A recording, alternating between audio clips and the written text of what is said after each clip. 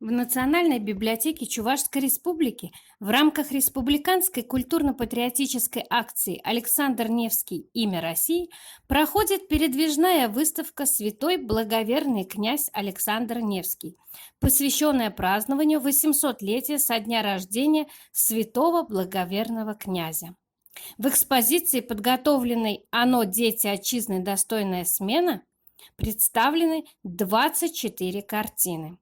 Наполненная невероятными событиями история государства российского всегда привлекала художников.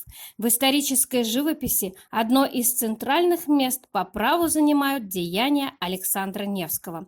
Русский национальный герой, выдающийся полководец, великий князь, мыслитель и дипломат, святой Русской Православной Церкви Александр Невский сыграл исключительную роль в истории нашей страны. Кажется, в России каждый знает, как выглядел благоверный князь. Однако ни одного прижизненного изображения Александра Невского не существует.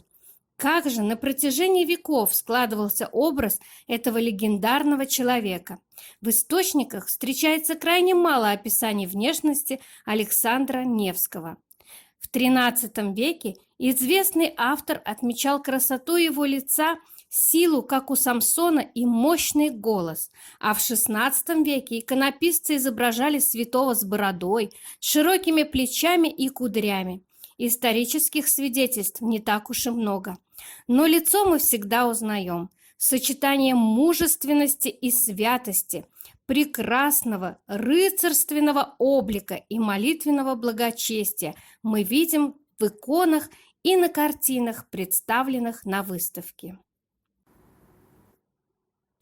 Давайте поближе познакомимся с экспозицией. Отцом Александра Невского был Ярослав Всеволодович, великий князь Владимирский и Киевский, Переславль-Залесский и Новгородский. Личность примечательная во всех отношениях. На выставке представлена копия миниатюры из царского титулярника. Ярослав Всеволодович начал княжить в возрасте 10 лет. Отец отправил его в Переславль-Южный. Здесь он возмужал и обрел хороший военный опыт. Решительный, энергичный, предприимчивый, он был непримиримый к врагам, верным союзникам, всегда умел находить необходимые компромиссы. В 1243 году первым из русских князей был вызван в Золотую Орду к Батыю и утвержден верховным правителем Руси. Через несколько лет, будучи вовлеченным в монгольские дворцовые интриги, был отравлен и скончался по пути домой. Здесь вы видите мать Александра Невского, святая, блаженная великая княгиня Владимирская Феодосия, супруга великого князя Ярослава Всеволодовича. Она была дочерью новгородского князя Мстислава и половецкой княжны Марии. Ее отец, Мстислав Удатный, прославился как талантливый и храбрый полководец. Мстислав любил свою дочь и подыскивал ей жениха познатнее и побогаче, и выдал дочь за овдовевшего, но богатого князя Новгородского и Переславского Ярослава Всеволодовича. То есть не особо жаловал своего зятя Ярослава и даже ходил войной против него. Мало того, однажды забрал дочь домой от мужа, и только через 2 года супруги вновь соединились. Феодосия родила 11 детей, 9 сыновей и 2 дочерей, в том числе 2 прославленных церковью святых заступников русской земли, святых благоверных князей Феодора Новгородского и Александра Невского. Немало горя повидала на своем веку ее первенец, любимый сын Федор Ярославович, на которого возлагались большие надежды, внезапно умер в день своей свадьбы. А потом нагрянула страшная беда – нашествие монголо-татарской рати. Переживания за судьбы мужа и своих детей привели к тому, что Ростислава заболела и умерла. Картина Галины Ручей «Посвящение войны» Александра Невского рассказывает об очень важном событии в жизни 5-летнего мальчика – княжеском постриге. После этого обряда он стал не просто княжьим сыном на воспитание у матери, а настоящим воином и князем. Так закончилось беззаботное детство князя Александра, и начался долгий и непростой период учения. После княжеского пострига он покинул терем своей матери и был отдан на попечение боярина Федора Даниловича. Опытный воин должен был научить Александра многому, ведь само слово «князь» в древнем славянском языке означало «первый в своем народе», а значит, юному князю нужно было стать действительно первым, то есть лучшим, самым умным, честным и справедливым человеком. Для многих художников считалось честью изобразить князя на своей картине. Александр Невский стал историко-героическим символом в изобразительном искусстве. Таким мы его видим на картине «Невский перед боем». Две исторические битвы прославили имя князя Александра. После битвы со шведами его стали называть Невским. В Ледовом побоище вновь раскрылся незаурядный талант полководца и стратега. Эта битва остановила начатое крестоносцами продвижение на восток, имевшее целью покорение и колонизацию русских земель. На картинах Вячеслава Назарука, Виктора Моторина изображено Ледовое побоище. Силе русского народа и оружия посвящена картина Владимира Серова «Въезд Александра Невского в Псков после Ледового побоища». Мы видим ликование народа, движение воинов происходит под знаменем с христианской символикой. Такие детали, как купола церквей, колокола, делают картину очень русской, сообщают о том, что свои подвиги князь совершал во имя Руси. Церковь является неким благословением героя.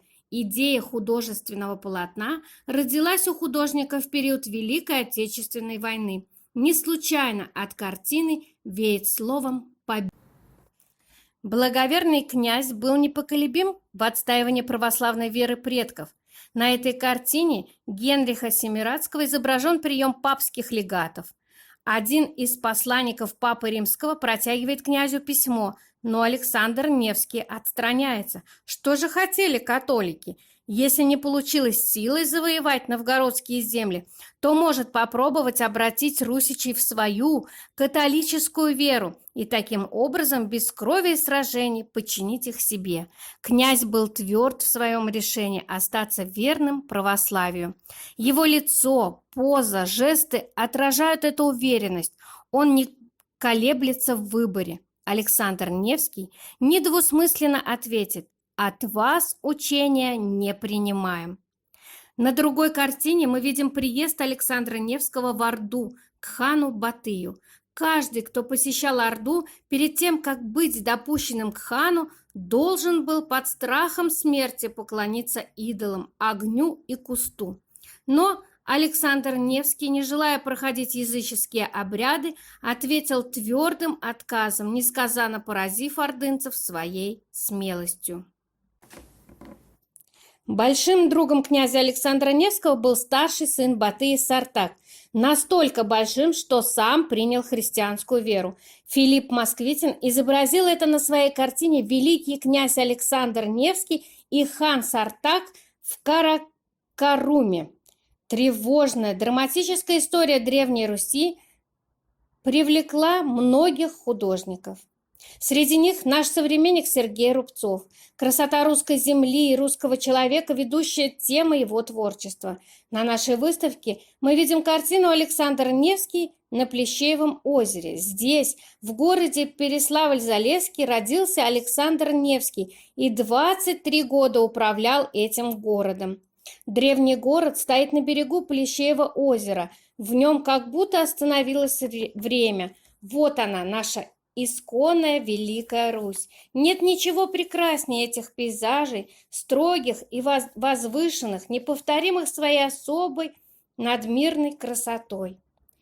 Тихостью и молитвенным сосредоточением наполнен образ Александра Невского в работе Виктора Михайловича Васнецова, которую он выполнил для иконостаса Владимирского собора в Киеве.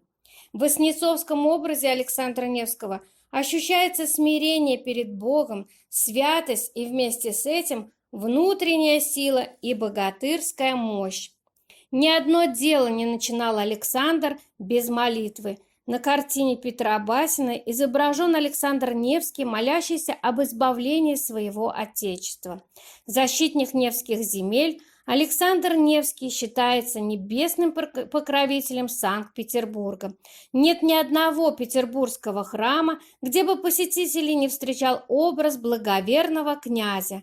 В Исаакиевском соборе иконография Александра Невского получила самое широкое отражение. Среди многообразия изображений благоверного князя в живописи, мозаике, скульптуре Исаакиевского собора выделяется цикл росписей, выполненных профессором Басиным. Он повествует о главных вехах жизни Александра Невского, его деятельности во имя России, столь высоко ценимых на протяжении сотен лет. Умер Александр Невский в 1263 году в Городце, сразу после принятия монашеского обета. После объявления о безвременной кончине князя весь народ зарыдал и провожал траурной процессией гроб к покоившимся в нем князям, а во время службы произошло множество чудес, вследствие чего Александра Невского и прозвали благоверным. На картине Михаила Нестерева «Успение Александра Невского» герой склонил голову перед иконой, во всем его облике смирение и умиротворенность. Светлое одеяние Александра свидетельствует о чистоте его помыслов. Над головой полководца золотой нимб, причисляющий его к лику святых Русской Православной Церкви. Военные атрибуты, символы славы, меч, шлем, щит брошены к ногам, как не имеющие большого значения. Все внимание художник сосредоточил на религиозных символах. Молящийся в домовой церкви, князь весь во власти мысли о Боге, и в этот момент он отрекается от своей мирской славы. Правой рукой Александр Невский совершает крестное знамение. Образ Александра Невского запечатлен не только на полотнах светских художников, но и церковных живописцев. Василий Шибуев в картине «Святой Александр Невский» изобразил князя великокняжеской мантии во время молитвы. Благоверный князь всегда находил время для обращения к Богу, пусть он в храме или в походной палатке. Его постоянным моленным образом была чудотворная икона Феодоровской Божьей Матери. Эту икону князь получил от своего отца Ярослава Всеволодовича в день венчания Александра с полоцкой княжной Бречеславой. Феодоровская икона Божьей Матери – один из древнейших чудотворных образов, сохранившихся до наших дней. Она помогла русским людям на протяжении веков. К ней обращался Александр Ярославович Невский накануне решающих для Отечества сражений. Заметной вехой в истории образа Александра Невского стало полотно из центральной части триптиха Павла Дмитриевича Корина «Александр Невский». Примечательно, что художник начал создавать его в грозное, тяжелейшее для страны время, в 1942 году, когда тема противостояния фашистам стала центральной в искусстве. Образ Александра Невского стал олицетворением великой силы духа, непобедимости нашего народа. Его фигура очень значительно исполнена мощи и силы. Немаловажная деталь – знамя с изображением лика Христа. Это значит, что дела человека, его силы обретаются силой божественной. Орден светлейшего великого князя Александра Невского Петр I почитал небесного покровителя града Санкт-Петербурга. Им был задуман орден Александра Невского, он должен был стать главной наградой страны. Однако российский император так и не успел учредить данную награду. По этой причине данный орден был учрежден в 1725 году Екатериной I. 29 июля 1942 года в Советском Союзе был учрежден новый орден Александра Невского как военный орден для награждения командного состава Красной Армии. Эскиз ордена нарисовал старший архитектор Института Центра военпроект Игорь Сергеевич Телятников. Поскольку не сохранилось прижизненных портретов полководца, Телятников поместил на орден профильное изображение артиста Николая Черкасова, исполнившего роль Александра Невского в одноименном кинофильме. За подвиги и заслуги, совершенные в период Великой Отечественной войны, было произведено более 42 тысяч награждений орденом Александра Невского. Канонизирован Русской Православной Церковью в лике чудотворцев при митрополите Макарии на Московском соборе 1547 года. На выставке представлена икона Александр Невский «Благоверный князь». Интересна картина современного художника Сергея Пресекина «Кто с мечом к нам придет». Ее никак нельзя назвать исторической реконструкцией событий 5 апреля 1242 года на Чудском озере. Картина Пресекина имеет совершенно иную ценность. Это воплощенный на холсте эпос войны. Эту картину в 1986 году разместил на развороте своих страниц тогдашний советский журнал «Смена». Средневековая героика завораживала многих советских школьников. Они крали июньский 1986 года номер «Смены» в библиотеках, вырывали страницы с картиной Пресекина, вешали на стены в своих комнатах. Представленная выставка – это не просто дань уважения великому святому земли русской. Это обращение к нашим истокам, нашей культурной традиции, к нашим историческим корням. Она помогает окунуться в глубину веков, рассказывает о великом русском полководце, не проигравшем ни одного сражения, политике, умело действовавшем на пользу Отечеству, благочестивом семьянине, мудром правителе и монахе. Его талант дипломата помог сохранить Отечество от разорения, ведь князь убедил монгольского хана воздержаться от карательного похода на Русь. Выставка будет работать до конца августа. Вместе с экспозицией посетители библиотеки могут познакомиться с книжной выставкой «Александр Невский и его эпоха» и принять участие в онлайн-викторине «Кто с мечом к нам придет, от меча и погибнет» на сайте Национальной библиотеки, где каждый участник викторины получает электронный сертификат.